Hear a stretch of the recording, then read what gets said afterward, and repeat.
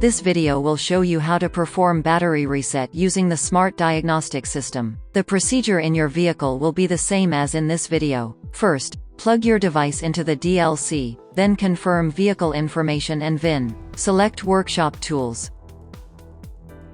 Battery Reset. Battery Reset Service. Gateway. Battery Adaptation. Follow the on-screen prompts and input the new battery's information.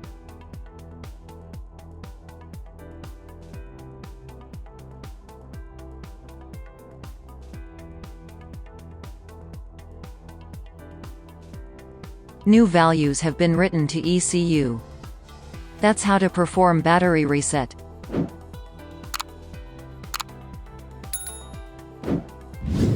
For more information, please visit us at innova.com. Find the problem, fix the problem.